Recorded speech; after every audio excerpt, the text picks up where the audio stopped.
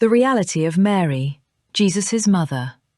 Mary, the mother of Jesus, was a brave and courageous woman. The Qur'an honors her as the one chosen above all women of the world. This video will explain what the Qur'an says about Mary. The story of Mary is mentioned in detail in chapter 3 and chapter 19, as well as in a few other places.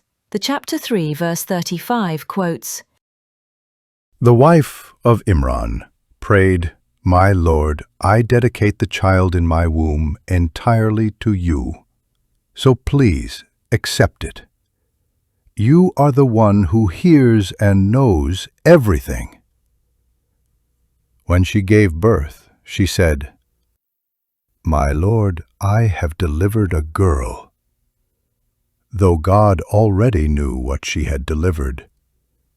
She continued, 'The boy is not like the girl. I name her Mary, and I place her and her future generations under your care, protecting them from wrongdoing and rebellion.'" According to verse 37 of chapter 3, Mary was placed in the temple under the care of Prophet Zachariah. He raised her with a blessed upbringing and soon recognized her unique qualities. People admired her and often brought her food as gifts. But Mary humbly declared that these provisions were from the grace of God. The same story appears again in chapter 19, but with additional details. There, Prophet Zachariah prays to God, asking for a son blessed with qualities like Mary, for he knew that no one was left to carry forward his and his ancestors' legacy. In verses 4 to 6 of this chapter, the Qur'an records the words of his heartfelt prayer. Zechariah prayed, saying, "My Lord, my bones have grown weak, and my head has turned gray with age. Yet I have never ceased to call upon you with hope. I fear what will happen after me, for my relatives are not fit to carry on this mission. So grant me, by your mercy, a son who will inherit this responsibility and continue the legacy of the family of Jacob." The prayers of Prophet Zachariah indicate that the leadership of the community, especially in the temple, was not fully following God's true guidance.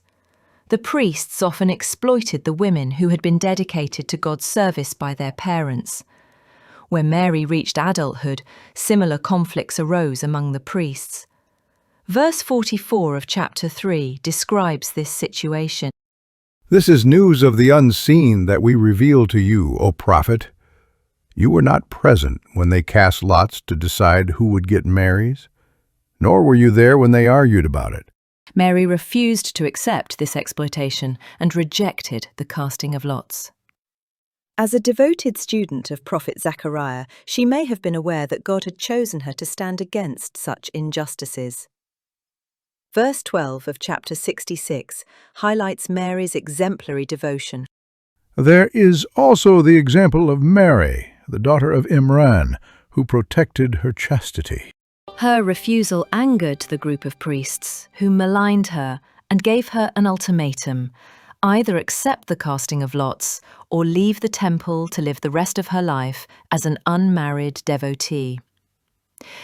She left the temple and also refused to accept the self-imposed role of an unmarried devotee. Chapter 19, verse 16 continues the story. "And mention in the book, O prophet, the story of Mary, when she withdrew from her family to a place in the east, screening herself off from them." It can be understood that after leaving the temple, Mary may have returned to her parents' home. However, her parents, being deeply religious and supportive of the powerful priests, might have also slandered her, prompting her to distance herself from them as well. One can imagine Mary's sense of isolation, having left everyone she could rely on. In this difficult situation, a messenger, possibly sent by Prophet Zachariah, came to console her, assuring her that if she married a wise and strong man, she would find the support she needed. The messenger further told her that God had a plan to bless her with a son who would also be a prophet. Mary asked how this could be, since no man had ever touched her. The messenger explained that it would happen as God willed.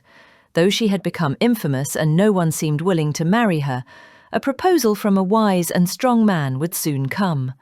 God had decreed it, and when He wills something, there is no doubt or obstacle in its fulfillment.